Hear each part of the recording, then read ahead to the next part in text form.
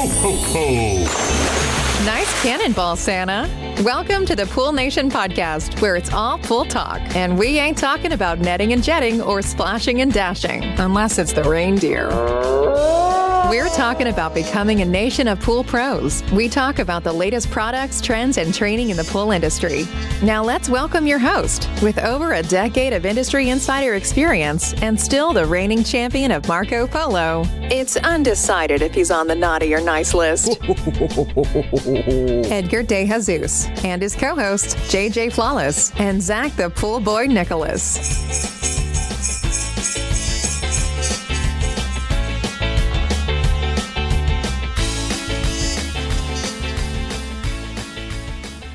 Welcome, everyone, to the Pool Nation Live podcast. I am your host, Edgar De Jesus, and yes, I am the reigning champion of Marco Polo, along with John JJ Flawless, the fastest netter in the West, and the famous Zach, the Pool Boy Nicholas. Today, we continue our conversation on the three core segments of your business, and we dive into part 2 of operations. I want to welcome everyone to our live podcast, the podcast where it's all pool talk, and we ain't talking about netting and jetting and splashing and dashing. We're talking about becoming a nation of pool pros. And yes, we will talk about the latest products, trends, and training in the pool industry. But before we get started today, I want to thank our sponsors for this podcast, the Ultimate Pool Tools, the SPPA, poolinvoice.com, Blueray XL, and AquaStar Pool Products. We want to thank them for their continued support. Mr. Zacharias, good morning. How you doing? I'm doing good. I'm excited to continue our conversation on operations. And as I go through these and I look at the questions, I start thinking about the notes and building my notes. Even last week, it just amazes me how deep we could really go into each one of these questions. And I have to check myself because I'll end up with 5 pages of notes and we could talk for 4 hours on each question. But I'm excited to continue on this today, answer some more questions, and keep working on this. And then on another note, we actually close for the week of Christmas. So Friday was our last day of business. And I'll tell you, there's just something like a weight lifted when business closes that day and I walk through the shop and everything's buttoned up and all the vehicles are locked and the door's locked and I go home and I can just take a deep breath and know that we're off for a week and it's time to relax. So I'm excited about that. That is awesome. Now, let me ask you a question. You take the week of Christmas off, so you close on Friday, and then this year, when do you open back up? Well, actually, the guys will be going on the 26th because we got to get the pools going, but our office will be closed on the 26th, and then we'll open on the 27th fully for business. And it usually varies from year to year. We have this argument of, are we taking this year? Is it the week after or is it the week before? But we landed on the week before, so we're closed all next week. Now, let me ask you something, because I know that your guys do, I think after 2 years or something like that, after a couple of years, you guys do 2 weeks of vacation for the pool guys and everybody. So does this week of Christmas count as one of those vacations, or is this week on top of their 2 weeks vacation? This is on top of it. And the reason we kind of landed on that is we felt like it wasn't our, I should say, to dictate when they use their vacation. And we wanted to have that as a benefit of working for us. A lot of companies, I see a lot of different interesting benefit things that are added, health insurance, dental vision, all of that stuff. We're currently not at a stage where we offer those things. So this is just something, Christmas is just purely something where everyone gets to take a break, unwind, be with their families. They don't have to worry about missing work or missing a paycheck. And additionally, we don't credit for the week of Christmas, so it's not like our vehicles are parked. They're not out there costing us money, driving around. There's no wear and tear, so it doesn't really cost us much. That's pretty awesome. So that technically, I know you see it probably a little bit differently, but technically that's an added benefit to the vacation time. So if they take their 2 weeks plus this week, it's going to end up being 3 weeks that they're off from work. Yes. Yep. That's legit. That's awesome, dude. And you ready to come to work? And see, look at that. We're all these years of talking, and I didn't even know that about your business until we started diving into some of these operations. And here we are talking about time off and all that kind of stuff. So that's pretty cool. Yeah. So for everybody listening, John is out. We're still in the middle of negotiations with John. So John knew that Zach wanted first class airfare, and then John wanted a private jet. So I think we've got him convinced to do what? The propeller plane? I think we're good with that. Yeah, but he might have to lower his expectations down to like a Greyhound pass or something like that. Because An unlimited Greyhound pass. yeah, Now, let me ask you, Zach, have you ever taken a Greyhound bus? yes, one time, and it was actually a very horrible and a very interesting experience. So I take it that you wouldn't do it again? If I had the choice not to, I would never ride on it. I think it was like a 3-hour drive into like a 5-hour drive. I'll kind of tell you the story. I used to work for a guy that had a moving company. It was just him and then me and Justin, and we would move. And so we drove from Idaho down to Phoenix, and we had or Flagstaff. So we had moved someone down to Flagstaff, drove a U-Haul straight through. I was literally taking turns sleeping on the floor in the U-Haul. And we get there and we go to the rental car place to rent a car to drive to Phoenix. And my boss is old school and they're like, okay, can we have your credit card? And he's like, I don't have a credit card. Like, cash, right? And they're like, no, we need a credit card on file. So long story short, we couldn't rent a car. So we had to walk to a Greyhound bus station and wait there and then ride it. And I had some of the most interesting conversations while waiting for that bus with some of the most interesting people I've ever met in my life. And I'll just leave it at that, but never again if I had a choice. Oh, that is hilarious. So I actually took somebody once to a Greyhound bus stop over there in Orange County, and it was really interesting to say the least. And I don't want to talk bad about it, but it was like exactly what you're saying. Is the people that were there was like, oh my God, are you sure you want to get in this thing? So there was a lady there that had a black eye and told me she had been kicked in the face by a horse. So that's literally how it started. She was kicked in the face by a horse? Yeah, her story was a little questionable. I'm not sure if it was, but yes, She that's got how it started. in some fight somewhere and somebody beat her up and just felt like a horse, right? Yeah. And then she was inviting us back to their apartment or wherever to party. We're like, we're okay. I think we'll pass. We got to catch the next bus. So anyway, so everybody listening, John is out today. We did play a little rock, paper, scissors, and he beat us. So he had 2 of those in a row. So he will be back next week. Anyways, let's continue. Oh, wait. Before I do that, since this podcast is right before Christmas, are you ready to roll? You got all your gifts and you're just ready to... I think we're finally there, and now this is the last day, the last scramble to get everyone ready to travel tomorrow. So it's about 10 hours of travel time with a 7-month-old, a 7-year-old, an 11-year-old. So it should be really a fun time tomorrow. Can I give you a little bit of advice? And Yes, please. This might happen, might not happen. 7-month-old... you're flying, I'm assuming, right? Mm-hmm. Okay. So here's what happens if you have a small baby like that and they start to get that pressure in their ears and they can't clear it out, that baby's probably going to cry for however long that flight is. So see if you can find some earplugs that you can put in the baby that won't bother the baby. Mm-hmm. And then you obviously try to put them on without the baby trying to take them out. But it's better that they have them on during the flight so that they don't get that pressurized type thing and then are crying the whole time trying to unclog those ears. Yeah, definitely. Anything helps at this point. When we flew with Roman when he was little, I think the doctor told us to give him Benadryl before to help him calm down. But for those of you that don't know, Benadryl has sometimes the opposite effect. And with Roman, it had the opposite effect. So never again on that. It was wired. Yes. So where was I flying to? I was flying recently somewhere. I don't remember to where it was. And there was a poor lady that was in first class, had 3 kids, and one of them was an infant. And they were all sitting in first class. So she had her and her baby. And then she was very smart. She grabbed the 2 small kids, which oldest must have been like 9 years old. And then had the probably like 6-year-old in the seat next to them. So she had a stranger next to her, but at least the 2 kids didn't have anybody sitting next to them, and she was in front. That baby that was on her lap cried the entire flight. obviously I wasn't in first class, but I was just sitting there going, oh man, those people have got to be going crazy with that poor baby screaming the whole time. Because when you don't have kids, you're always like, oh, they need to get a handle on their kid. I see a kid throwing a fit and I'm like, oh, my kids will never be like that. And now I told Leslie, because on Southwest, there's like 3 seats in each side. And I told her she can sit with the 2 kids and the baby, and I'm going to sit in another section and act like I don't know them until we get there. So that's my plan.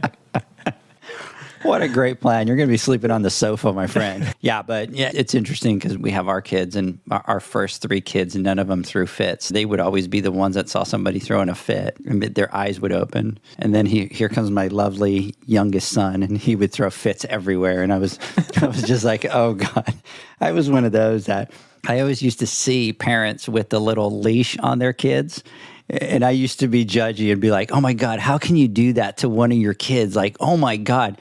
Soon as I had Jaden, I'm like, now I know why you have to have one of those on there, because they take off. Like we were in line at Disneyland at one of the rides, and we're all talking with the kids, and all of a sudden we turn around and the people in front of us, they hit us on the shoulder. Excuse me, is that your son? Jaden had walked all the way to the front of the line and was ready to get on the ride.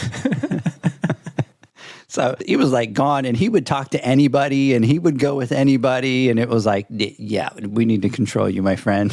Yeah. Anyways, so let's get this party started, Zach. The week before last, this question was sent in. Hey guys, I've been listening for a while and love everything that you guys do. I've started looking at my company and looking at the different areas of my business. I guess I'm trying to divide my business into sections so that I can focus on each one of those sections. What would you say are the sections that I should divide my business into? And so we talked about the 3 core segments being operational, customer relations / customer service, and financials. And so last week on the last podcast, we did a deep dive into the first segments that were sent in.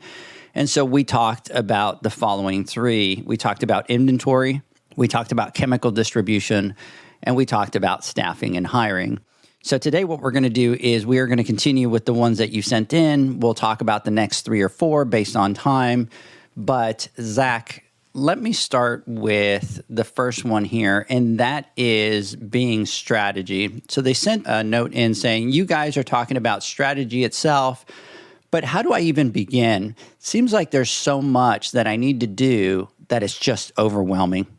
So I'm going to go back to what I usually say. And the first thing to think about is your goals and your vision. And I think people are probably tired of me talking about this, but I think it's very important. And the things that you want to start thinking about is, what are you doing this for? Like, what's the purpose of being an entrepreneur? What's the purpose of going out on your own, taking these risks and starting a company? Is it a steady paycheck? Is it to build tremendous wealth or anything in between? Do you want to be the one out servicing the pools because that's your passion and you want that personal touch and you like interacting with the customers and that's what makes you the happiest? Or are you wanting to build, or are you wanting to hire people in your place so that you can grow your company beyond you? Additionally, things I would think about is, how big do you want to grow your company? And how do you want to exit that company? Do you want to sell it? Do you want to pass it on to someone else? And so to me, that's how I would start thinking about creating a strategy, is thinking about these questions. And I always say, write it down, get pencil and paper and put it down. And when we first start out, we tend to be solely focused on getting accounts. And I get that because we need to create income to survive. So that's priority number 1. We're out there just grinding and trying to get some income. But when we start talking about long-term strategy, you need to start putting a lot of thought into these questions. Think about, if you were to wake up tomorrow and be where you want to be with your business and your personal life, what does that look like? If I were to go to sleep tonight and wake up tomorrow and be where I want to be, what does that look like? And maybe it's that you would have 50 pools a week, you're not working nights, you're not working weekends, and you have that personal time for yourself and your family. But then you also need to look at, like, outside of your business, what your ideal lifestyle is, because you need an idea of how much money you need to take home so that you can support your lifestyle. If you want $1 million house on 10 acres on the water, you want your, say, 3 kids to go to college, you want to drive a $100,000 pickup and you want your wife to drive a $100,000 car, then you need to make sure that your business goals align with that and that make it so that you can achieve that. And on the flip side, maybe you want to grow your company to service 5,000 pools and go multi-city. So I think these are the things you need to start thinking about. And I think it's hard to start building a strategy if you don't have an idea of what it is you're trying to accomplish. And keep in mind that this can change and should be revisited periodically because life changes, our priorities change, our interests change. And it's good to modify our strategy based on those changing goals. This is an exercise that throughout the years, I go through over and over and over. And I can tell you from when I started the company to now, that has changed tremendously. And I think a lot of people avoid going through this exercise in the beginning because of one thing, and it's they don't know what they want right now. And that's okay. Just get something down because, like I said, you can change it along the way. And once you have an idea of what that big picture is, then you can ask yourself, this is where we get into creating strategy and building that. You can ask yourself, what's it going to take to get there? And then you can start to work backwards and fill in those blanks. And I know this is a very generalized answer. It doesn't really dive into the how to start doing this, but I think it's very important to think about these things and have an idea of these things when starting to create that strategy. Yeah, I agree with you 100%. So we start talking strategy, but how can you create a strategy when you don't even know what you want to be? It's almost like when you grow up, what do you want to be, right? So if you want to be a doctor, there's a lot of school that you have to do. And then if you want to specialize, there's something that you have to do in order to specialize to take that to the next level. Well, business is the exact same thing. You have to first start with, what does that big picture look like? And that big picture doesn't have to have everything spelled out and every little thing figured out, right? The beginning of the strategy is, who do I want to be? Who do I want my company to be? What do I want that company to look like? And I'm going to agree with you 100%, Zach. You don't have to have it all figured out because as the journey progresses, the journey is going to change. And I'll give you a perfect example. We start talking about even Pool Nation, right? When we started, we had a very simple strategy into who we wanted to be and what we wanted to do and the things that we wanted to accomplish. And as you progress, the road changes. Other opportunities come up, and then you adjust that strategy based on the road that you're at that particular moment.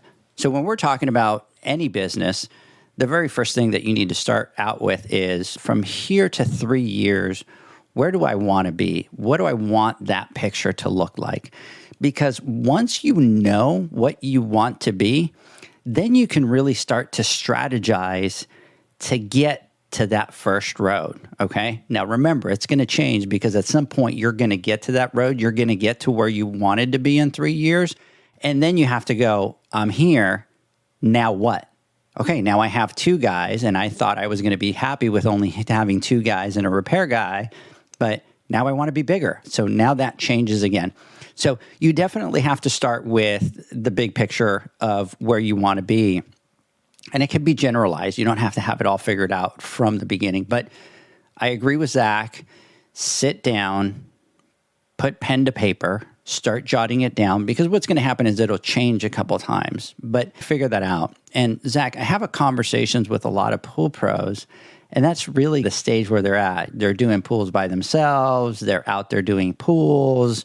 They've learned a lot of the water chemistry. They've learned a lot of the repairs. And then they're just kind of sitting there going, what's next? What do I do? I've learned all this stuff. Now what? And my thing to them is always, well, now that you're here, what do you want your company to be? Because that's going to dictate, right? So if you don't want to grow, you have to figure out what your strategy is going to be for your small business at that point. We've talked about this in the past, but it's kind of like hopping into a taxi and not giving them an address. Right. Like, where are you going? I don't know. I'm in here, though. Let's go. Right. I'm here. I got money. Where are we going? You know, talking about this, it got me to thinking, and I remember clearly my big picture at the point that we were starting. And my partner, Justin, and I in high school, we would work on cars, and we would go out in the summer. They had the Friday night drag races, and that was our thing. And so when we started the company, that was really my goal, was I want to have some income to fund my hobby. And I'll talk about changing. Today, I don't even have a personal vehicle. So that's how well that worked out for me. But I was able to recognize my strategy's changing, my goals and my priorities are changing. How can I modify the plan to fit what I'm trying to do today? Yeah. And so that has to be your first step, is really what you want to be. And I think that's why they tell you, create a 1-year plan, create a 3-year plan, create a 5-year plan, because your 5-year plan is going to be very different than your 1-year plan. And let's say that you are a single polar, you're going to start talking about strategy, you're going to talk about starting to learn. Here's a little bit of what that strategy to me would look like, Zach, and that would be, I'm getting into the pool business, right? I don't know water chemistry. I don't know repairs. I do need 60 pools in order to financially be able to survive, to be able to live comfortable and leave the stress of the financials behind me, right? So you have a simple plan, and that is that in the first year, you're going to take 3 courses of water chemistry. You're going to go to a show. You're going to take 2 more courses there on water chemistry, right? You're going to get that water chemistry, maybe 3 certifications that are out there. Maybe you take the CPO, maybe you take the PCTI training, right? You go to a show, you take a couple other water chemistry courses, but you set that strategy to become that water expert that you want to be. And again, we're talking about strategy of being just a single polar. The other thing that you're going to do is, hey, I know that I need to know how to do repairs, but I want to get water chemistry down right. So maybe what I'm going to do is I'm going to wait for 6 months, get as much water chemistry in place that I can. After the 6 months, I'm going to try to partner with somebody where I can learn to do repairs. And then you hit that 6-month mark. Now you're very comfortable with the water chemistry. Now you're going into repairs. And that could be anything. My strategy was I partnered up with Rod. Rod did a lot of the warranty stuff. I drove with him for free on Mondays. I learned a lot of the repairs, right? So you get that part of your business now down. And then the third part of it, which I'm going to tell everybody, is financials. You do this for the financial reasons. And if from the beginning you get that financial practice, you're going to be set on the right path, okay? So a strategy could be as simple as that, as simple as what are the 3 main areas of my business that I need to do as a single polar? And you have to remember my 3-year plan, by year 3, I want to have a couple of guys working with me. If you've done that strategy, you are now very advanced at water chemistry. So now you're able to go ahead and teach that to the people that are on your staff. So your strategy would look like, okay, I hire my first guy. From day 1 to 6 months, I'm going to focus with him or her on water chemistry, and here's the certificates that I want them to hold. Here's the water chemistry training that they need to hold. And then that 6 months after that, I'm going to do the same thing, and I'm going to start to train them on the repairs and the things that I have learned. And what that will do is now you have a strategy, you have a start date, you have an end date, you know specifically what certifications that they're going to take. And also, as you start to train those people, Zach, what happens when you train other people, you become even more knowledgeable and more efficient at what it is that you do, because not only did you read about it, you practiced it, but now you're training somebody else on it. And when you do that, that makes you a lot stronger. But you have to know what your goal is, what that 1-year goal is, what that 3-year goal is of your business. And you really can't start to strategize until you know what you want to become. Absolutely. And I mean, there's so many ways to go through that process, but start with the small things, get the big picture. And then, like you said, what's the short term? What's the mid range? What's the long term? And then basically you're putting in the steps in place to achieve those things. And strategy can help in a lot of ways that you may not even consider. Strategy may cause you to spend more money on a location when you get to that point, because it's important that you have that certain location, because you have 200 pools within a certain radius of that location. Yeah, you can get this location cheaper down there, but when you have the strategy in play, you know your numbers, then it makes more sense to get this more expensive location in the area you need to be. So there's just so many ways that you can put it into play and use it as a tool to help you grow your business. But yeah, I think ultimately, without any idea, You're just taking a shot in the dark. I'm just going to go out there, answer all the calls I get, take on all the customers I get. You won't be able to move the needle. Yeah, without a strategy, it's what we talk about every time, right? It's the pilot flying the plane with no instruments. You're just going wherever. It's getting into the taxi and telling the taxi driver, I don't know where I want to go. I know I want to go somewhere. I'm going somewhere, but where's my destination? And so that's the part of the strategy that you need to be able to do in order to be able to put the steps in place for that strategy. So, sit down, write it on a board, have it somewhere where you can see it every day so that you know what your strategy is. Because here's what happens. We get busy. We get very busy with task-oriented responsibilities. We have to do a certain amount of pools. We have to do a certain amount of repairs. We have to send out a certain amount of bills. We have to do a certain amount of invoicing. And what happens is if you're not constantly looking at that big picture, you could just put your head down, and by the time you look up, 2 years have gone by, and all you're doing is servicing pools, sending out invoices, doing repairs, and not working towards that bigger picture, that strategy. So if you have that somewhere, it's constantly reminding you, I have to do more. And the one thing that you need to understand as a business owner, and this happens in real life all the time, is everybody wants to sell you on the idea of the big dream that while your company is working, you're drinking margaritas out in a beach somewhere, you're drinking pina coladas and you're doing that. And that's not reality. Reality is you can grow to there, but in order to get there, you have to sacrifice more than everybody else. You have to work while everybody else is sleeping. You have to give up the vacations in order to be able to get there. And look, man, you compare and you look at the most successful people in this world, and they're all very hardworking people. You take a look at Elon Musk. I mean, the guy's 24/7 on, right? But in order to have that level of success, you have to put the time in, right? You look at Jeff Bezos. Look at how much he worked. He finally gave the keys to somebody else so that he can go and enjoy everything that he's built. But everybody just thinks about what he's doing now, enjoying and doing all that.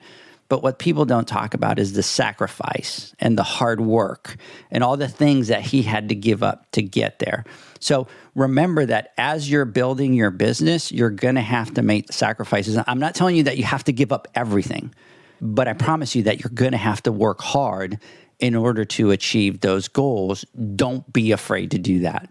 Yeah, and I think we all go through that. We fall into that temptation and we see other people doing it. And it's like, well, why are they farther ahead than me? But we have to keep in mind, we don't know behind the scenes on other people's situations. And all we can worry about is what we're trying to do. And I think in the beginning, when we first started, don't get me wrong, we worked a lot, but we also fell into a lot of those temptations and wasting money, spending money, not knowing what our numbers were. And once I finally started really focusing on that side of the business and learning it and realizing, oh, we can't do this, we can't do that, and putting that effort into it, that's when we started to really grow as a business. Yeah, absolutely. And you can't fall into the trap. And our industry is very easy. And it happened to me at the beginning. My neighbor used to be a pool guy, which is one of the reasons that I got into the business. And he would be done. His thing is he wanted to be done at noon every day. And his route was very tight. And that's all he bragged about. And at the beginning, I started to do the same thing, right? Because that's what I was seeing. So I'm like, I just want to be done. I want to be done, be done, and be done. And then all of a sudden I realized it's like, man, I'm done at 12 o'clock. What am I going to do the rest of the day? That's not my vision. My vision is to grow. My vision is to bring people on. And he would be done every day at 12 o'clock, and I would be strolling in at 6 or 7 o'clock at night. In the summer times, there was nights that I'd get home at 9 o'clock at night. But I was trying to build something bigger. And we tend to fall into that trap of we want to be able to get into that autopilot and just be able to do those things. And as you grow, you fall out of that and you start to see the bigger picture. Yeah, and that may very well have been his vision. And he strategized and put the things in place so that he could be done at noon every day because it fit It fit what he wanted. It fit his needs. It met all the requirements. Who knows? And so that's why that really was his vision. So he didn't want to hire guys. And he would tell me, I don't want anybody working with me. I don't want the headache of employees. I don't want any of that. I do 80 pools. I do all my repairs. My wife stays home. I financially can provide for me, my wife, my daughter. And it took him a lot of years to tighten his route to where, man, he could leave at 7:30 in the morning, and by noon he had done 15, 16 pools and gone and done repairs and do all that. And he had cherry picked his route, and they all had cleaners, and that took years, but that was his strategy over the years. And that's how, exactly like you're saying, we were two totally different people. And he would see me and he would be like, man, I don't want that. I don't want the headache. So everybody's going to have a different vision, a different strategy. Guys, let's do this. Let's take a quick word from our sponsors. Zach, when we come back, let's jump into the next category. The Hyper Pole from Ultimate Pool Tools is a pool care pole designed by pool professionals for pool professionals, featuring precision-crafted carbon fiber and stainless steel construction. Go to ultimatepooltools.com or Instagram at Ultimate Pool Tools. Pool pros have specific needs when it comes to general liability insurance. The SPPA program has you covered. With 3 tailored and customizable general liability options, SPPA makes it easy for pool pros to feel secure. Find out more and get covered at thesppa.com. Now available, Pool Invoice. Pool Invoice is a pool billing software created specifically for the pool service and repair industry. It's developed for our industry and only our industry. Pool Invoice is built with recurring billing in mind. You can print, email, text invoices, or even send via WhatsApp. You can add reoccurring or yearly charges, accept credits, and set up autopay. You can even see when customers have seen the invoice. It even has a customer portal where they can log in and see, print, and pay invoices. It has all your customers' information on one page, so you don't need to search through hundreds of invoices looking for the one you need. Just go to the customer profile and it's all at your fingertips. Created specifically for the pool industry, Pool Invoice. Now available at poolinvoice.com.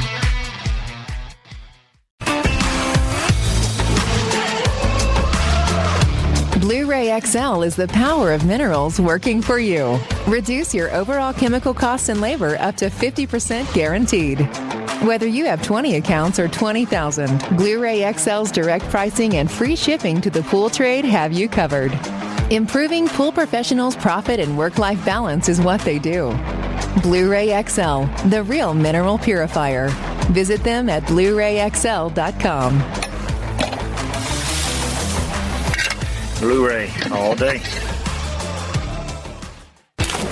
AquaStar's new pipeline cartridge filters, available in 2 sizes, deliver top-notch hydraulic efficiency along with best-in-class filtration performance, approaching that of DE filters. Uniquely designed, open pleat spacing means 100% of the media square footage is usable. And these claims are backed by NSF test results. Designed with the pro's time and comfort in mind, the patented double-locking system improves safety and ease of access, making filter cleaners faster than ever before. Available now. Ask your supplier for pipeline filters today. Welcome back, everybody, to the Pool Nation Live podcast with Edgar and Zach today, talking about the 3 core segments of your business, part 2. We just talked about strategy. Zach, the next one that was sent in was the following: equipment. I think one of the things that we need to do is to be able to manage our equipment. How responsible are the techs of the equipment? And this one is a big one for me. I know specifically where they're coming with that. And that is, for me, when I had my guys, it was a big one because once the guy started to do repairs, I had to buckle down, because what would happen is every week, drills would be gone. Impact drivers would be left behind. Anything that I would give them, it would just get lost or left behind. And Zach, I was one of those that I would buy like all the tools and all the gadgets, right? I'm like, if it's going to make your job easier, let's buy it. I would buy all the multi-tools and every kind of socket that you can imagine. And I would simplify, right? So the sockets that we didn't use, I didn't put in the bag. So they had what they needed. But it was one of those that once they started to do repairs, once they started to do filters, it almost felt like this nonstop of, oh, I don't know where I put the drill. Oh, I don't know what happened to the socket. Oh, I don't know what happened to multi-tool that was, you buy the one where you could take the little filter caps off the bottom of the Pentair filter. And it's like you buy those and they're gone. And so it was an issue of, at a certain point, there has to be accountability, right? Like at certain point. And you're not just talking about tools, Zach. You're talking about, especially nowadays, is you talk about the hyper pole, right? That's like $300 and something. That's not a $50 pole. That's not an $80 pole. That's a $300 and something pole. You start talking about hammerheads. Are they taking care of their hammerheads? One of my things is I had one guy, Zach, I swear, it was like every 2 or 3 weeks, the head of the hammerhead would be cracked. And I'm like, what are you doing? Everybody else has one and nobody else has problems, but yours is cracked 3 times this year, right? And they're not cheap. You start going $200 for the lid, and then you have to take the hammerhead apart and you got to put it back together, and time's lost, and you feel like you're in this constant bubble. But I totally get where they're coming from with regards to the equipment, but there has to be the accountability. And as soon as I put an accountability in place, guess what? My issues were solved, right? Most of them were gone. But it did require for me to do the formality of, okay, let's grab a document. Let's put all the tools that I'm going to give you on that. Let's put what the procedure is on there, Zach, right? Which was, here's all the tools. Here's the values of them. You're responsible for them. And if you start to lose these tools, here's the consequence. Here's the write-up, right? Because you can't be losing these tools. And if you're written up once, you go twice, you go 3 times, guess what? At that point, it might cost you your job. But you have to make people accountable for the tools that you're giving them. But the biggest thing is you have to do the procedure. You have to do the accountability. And then the biggest part, Zach, the biggest part that I think a lot of people are afraid of, and that is to then have the difficult conversation as soon as they lose their first drill or they leave their hyper pull behind or whatever. You have to sit down. You have to do the coaching and counseling, right? Now this requires you to have a different skill set to be able to have that conversation. But guess what? As soon as I put that procedure in place, as soon as I had that conversation, as soon as they signed off, they understood that I was serious. And guess what? Boom, problem solved. So it's funny because our biggest offender is Justin, the other half of the business. And we actually have a friend that would send us repair work on his maintenance pools, and he had a joke that he loved going after Justin had went because he would always get some sort of new tool. And I don't know what it is with Justin, but you can go out, you could have the Snap-on truck here and outfit him with the nicest tools, and somehow he will lose all of the nice tools, but he will maintain the most raggedy, broken, rusted tools that he has. Like, I look at his bag and I'm like, I don't even know how you installed anything today. Like, you are a magician. But holding your partner accountable is a different story. And you know what? He gets out there and he gets it done and he does a badass job. So if that's what works, that's what works. But when it comes to your team and trying to manage that, believe it or not, we don't really have a formal process in place for kind of distributing those items and tracking it, because it hasn't been a major issue, but you know, I'm sure as we grow, it'll become more and more of an issue, and we'll have to sit down and write out a plan and figure out a process for that. But I agree with you. I think one of the biggest parts of this is the training and then the holding people accountable and also setting the expectation. Like you said, it's uncomfortable to have those tough discussions, but you know, the first time they lose a drill and you're like, you know what? Hey, things happen. Don't worry about it. Don't stress yourself out. That immediately becomes like, oh, they're not going to get very mad. And then there's not a lot of importance placed on that. So it's important that you set that expectation and emphasize the seriousness of being responsible for some of these expensive items. And people are going to occasionally make mistakes and things will happen. Equipment wears out, things will break. So some of it is to be expected. But I think the kicker is if it's something that continues to happen repeatedly, then you are looking at coaching the individual and holding them accountable. And like you said, whatever your disciplinary plan is, you follow that. But at some point, it may cost them their job. If they're just being negligent and damaging expensive items with no consequence, then, at what point does it stop?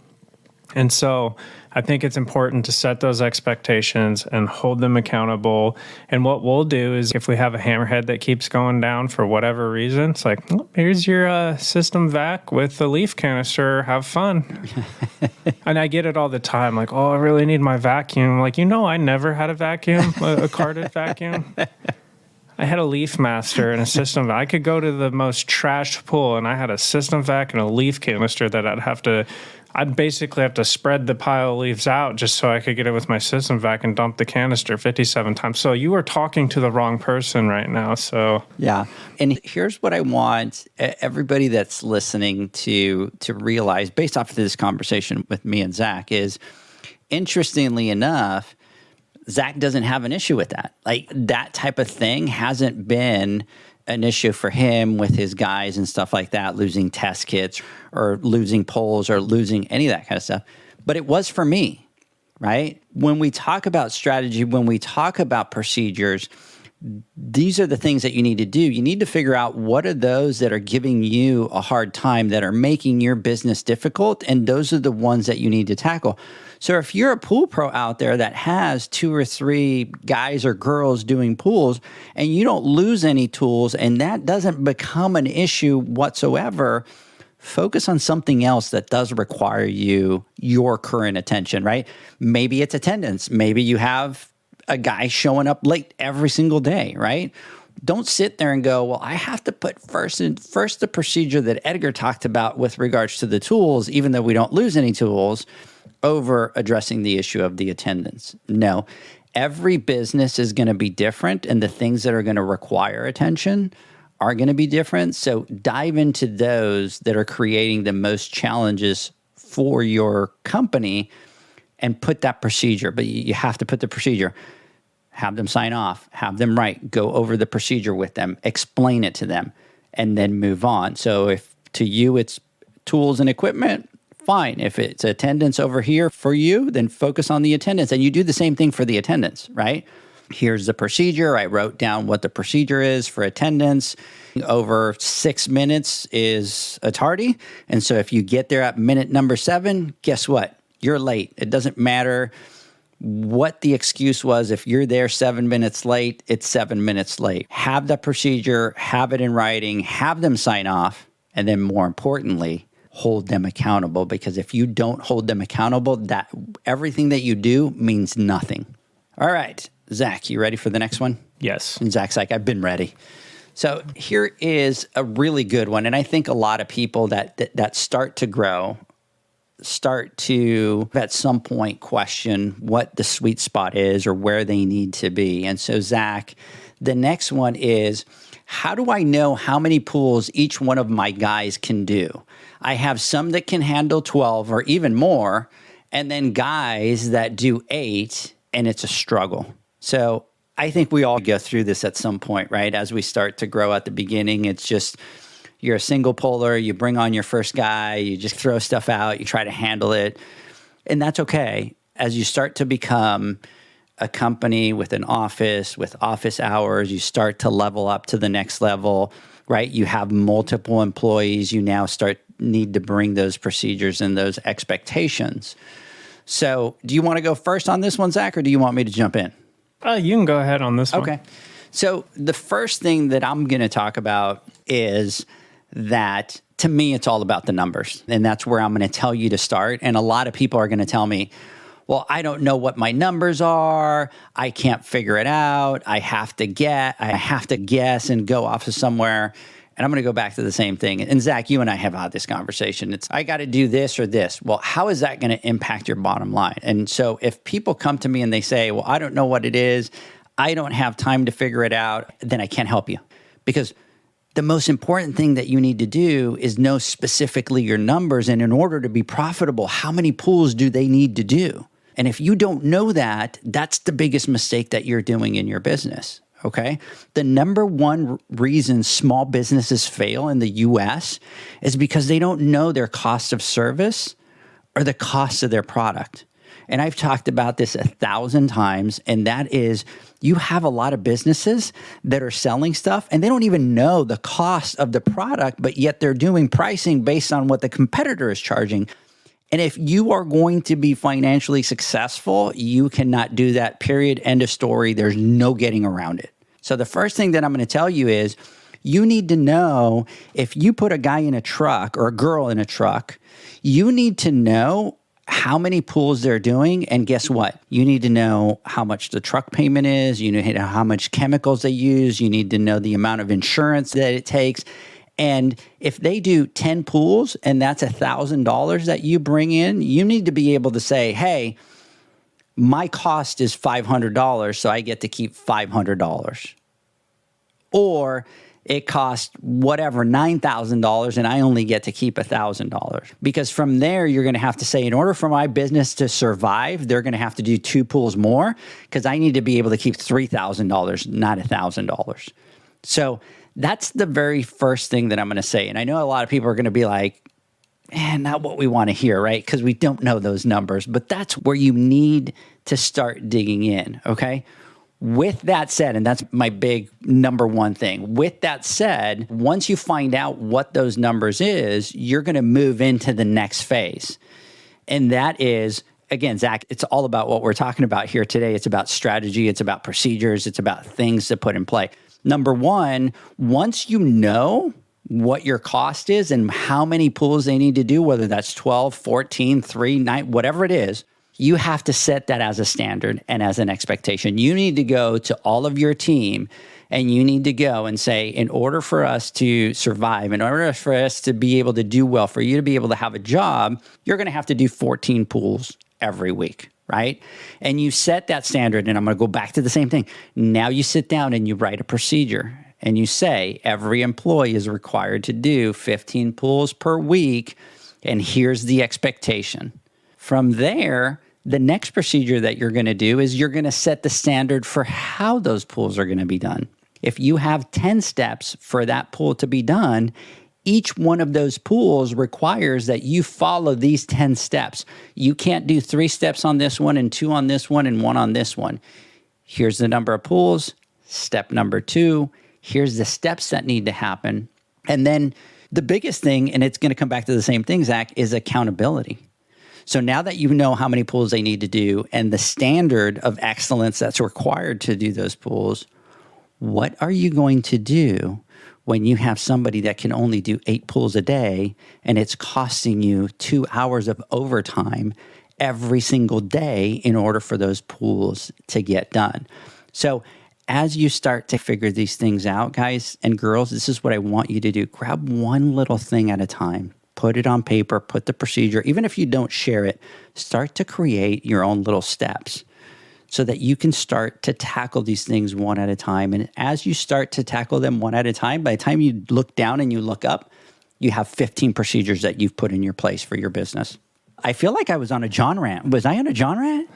Yeah, that was good. I had 6 different things pop in my head, and I was like, nope, don't start going off on tangents.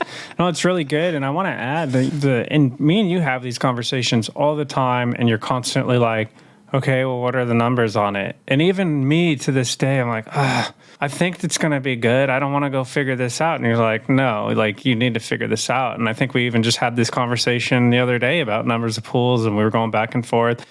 But when you're looking at that, you need to also consider, because it's easy to look at the cost of service at the time of service, but like you said, insurance, building, all of these other costs that aren't directly related to providing the service on site have to be factored in as well, or you'll get a false number and you won't be operating off those numbers correctly.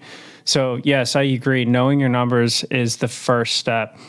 And you might find when you look into this that, man, they need to do 18 pulls a day.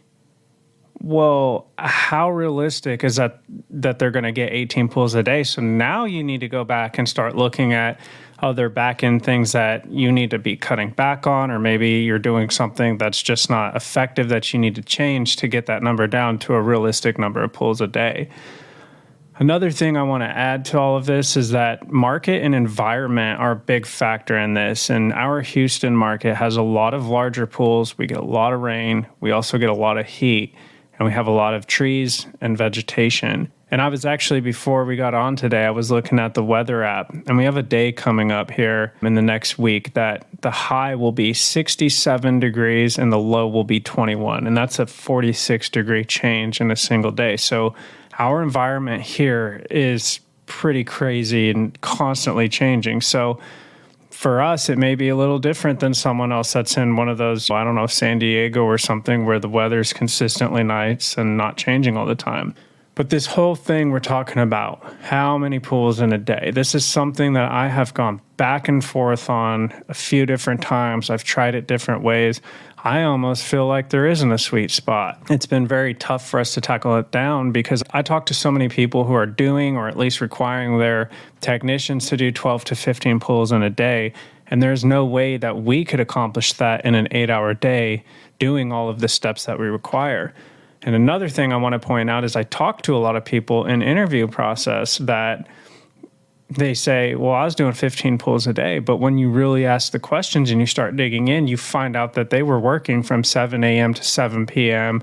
and maybe they were a subcontractor to that company or whatever. Well, we're W-2 hourly and we're trying to fit everything in an average of 8 hours a day, and we have to manage overtime and things like that. So you're not going to be able to do 15 pulls most likely with us. Yeah, especially if they're getting paid per pool and they're going at their own pace and they show up and they do the pools. It's exactly that. They can work 12 hours a day, but when you're W-2, that's not the case. Yeah, so again, depends on your strategy and what you have going on. And so for us currently, what we have is we target about 9 to 10 stops a day. And that is a good number for us because I know at 8 stops a day successfully completed within 8 hours, I know our numbers and I know that is a good number for us based on our costs, based on our rate, based on everything we have going on. So if we get 9 to 10 a day, then that's perfect and everything's good. Another thing that we try to respect here is that our team needs breaks. They need to eat lunch. They need to be safe. It is extremely hot out there, and in the winter, it gets extremely cold. If we have them just pushing through, and we put 12 pulls on them, they're most likely going to be rushing through the day. They're going to be stressed out, so their morale is going to be down. They're going to be skipping breaks so that they can get back and finish within that 8 to 9 hour period. And we're potentially putting them in danger because they might get heat stroke, or they might overdo it, or they might overstress themselves out there. So that's something that we try to consider here. So when we were figuring out how many pulls in a day, I also factor in, okay, they need a couple breaks. They need to be able to sit and have lunch and do things like that. So when it comes to how many pulls individually, because I think the question, let me look back at it here. I think it was, I have some guys that can do more. I have some guys that can do less. So we try to set up a baseline amount. And like I said, 8 pulls a day, that's the baseline. Ideally, we want to be getting more than that. So we might have someone that's new, they're trained, they're getting on their own, they're finding their groove, and they might be at 8 pulls a day. And then we might have someone else that's doing 9, 10, 11 pulls a day. So if we have someone that they're at that baseline, they start improving. Next thing, they're getting back at 2 in the afternoon. There's no issues with the pulls. Everything's going well. At that point, we'll look at adding a couple more pulls to that route. But what we also have to be careful of is that we might have someone that does 8 pulls, let's say 10 pulls on this Wednesday, but next Wednesday, because the environment is constantly changing, it might take them 9 hours to do those 10 pulls from one Wednesday to the next. So what we have to be careful of is that we're not adding based on one single instance where they're back at 2. Now we're going to give you 3 more pulls. And then we come to find out that day was just a fluke, or all the stars were aligning and everything was going perfectly. So keep that in mind. And then the last thing I'll touch on is the location and proximity of the pulls is a big variable. That how many pulls can they get done in a day is dependent on that. And we have one neighborhood, it's about a 10-minute drive from the shop. And there are 13 pulls all just within 30 seconds of each other in that neighborhood. So that person can most likely get those 13 pulls done in a day, where someone else might be driving 20 minutes to an area with pulls that are more spread out, and maybe they're only able to get 9 done in a day. So you have to look at all these different variables, all these different factors, and take them into consideration. But I'm going to go back to what Edgar said. If you don't know your numbers, then you'll have a hard time establishing what that minimum or that baseline amount of pulls that need to be done in a day is. No, that's absolutely 100% spot on, Zach. We talk about it all the time. You got to know those numbers. You got to have to be able to do that in order to figure out if you're profitable, because at the end of the day is if you're able to make money or not. If you're not able to make money, you are going to be a statistic. Zach, let's do this. Let's take our final word from our sponsors. When we come back, I want to get your final thoughts. The Hyper Pole from Ultimate Pool Tools is a pool care pole designed by pool professionals for pool professionals, featuring precision-crafted carbon fiber and stainless steel construction. Go to ultimatepooltools.com or Instagram at Ultimate Pool Tools. Pool pros have specific needs when it comes to general liability insurance. The SPPA program has you covered. With 3 tailored and customizable general liability options, SPPA makes it easy for pool pros to feel secure. Find out more and get covered at thesppa.com. Now available, Pool Invoice. Pool Invoice is a pool billing software created specifically for the pool service and repair industry. It's developed for our industry and only our industry. Pool Invoice is built with recurring billing in mind. You can print, email, text invoices, or even send via WhatsApp. You can add reoccurring or yearly charges, accept credits, and set up autopay. You can even see when customers have seen the invoice. It even has a customer portal where they can log in and see, print, and pay invoices. It has all your customers' information on one page, so you don't need to search through hundreds of invoices looking for the one you need. Just go to the customer profile and it's all at your fingertips. Created specifically for the pool industry, Pool Invoice. Now available at poolinvoice.com.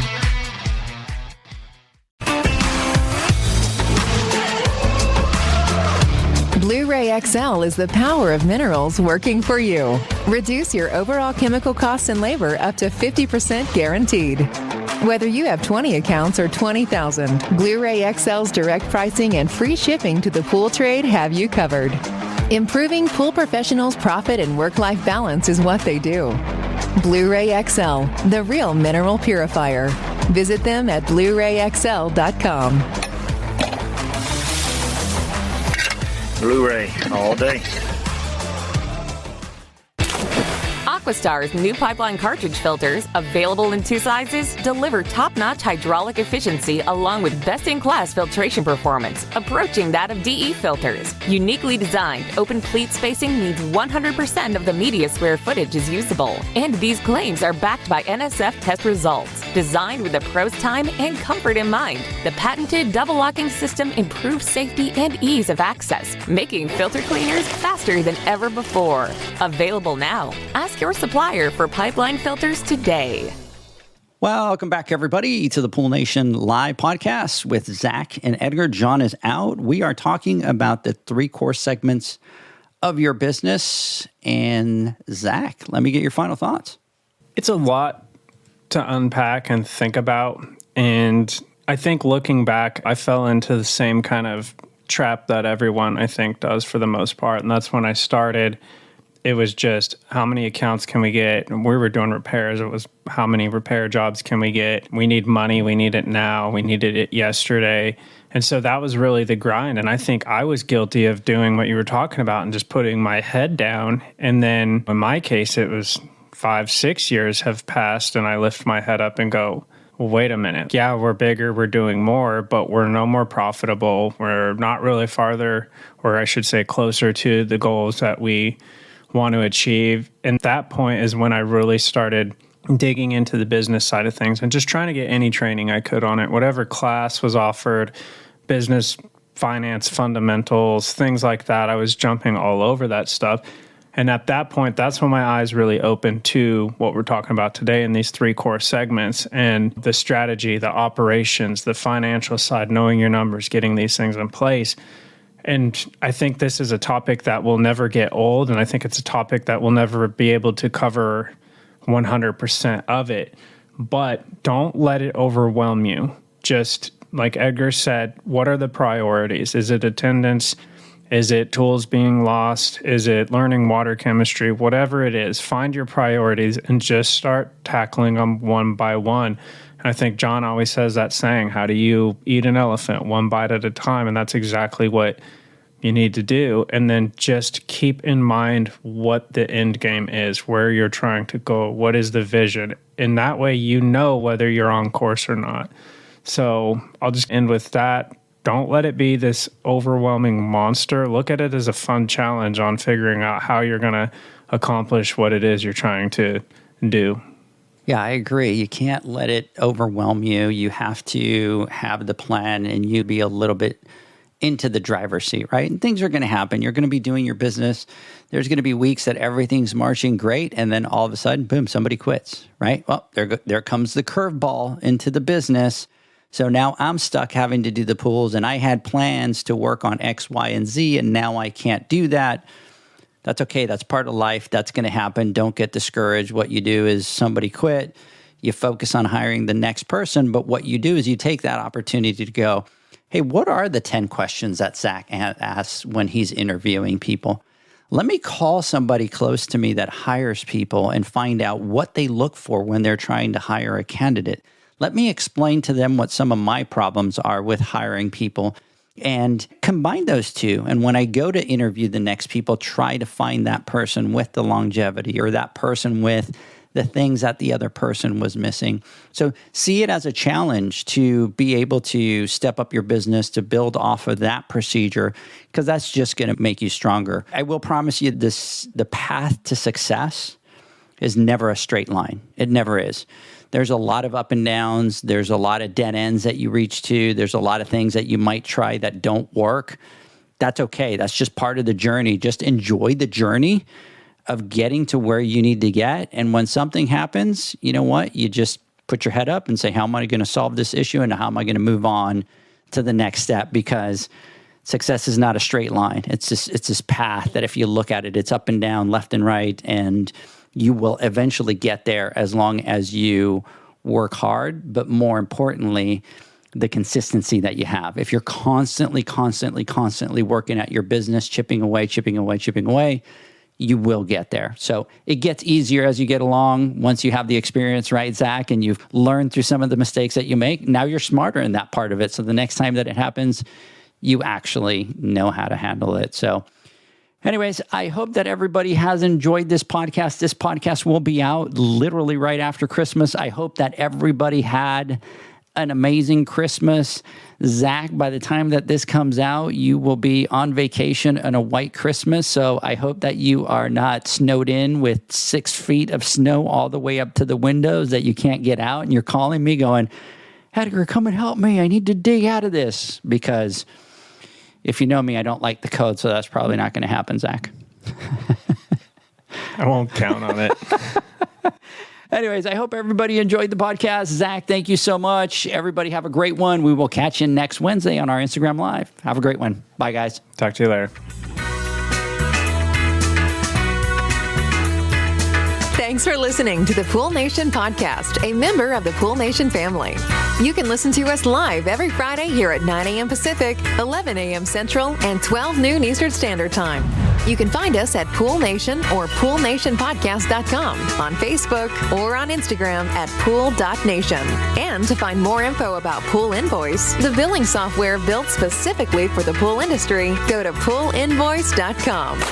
Before you go, this is what the pool industry has been waiting for. PoolmanUniversity.com. It's the first platform dedicated to learning the swimming pool service and repair industry. A pool service community where you can connect and find videos on business, service, water chemistry, and repairs. See you there at PoolmanUniversity.com.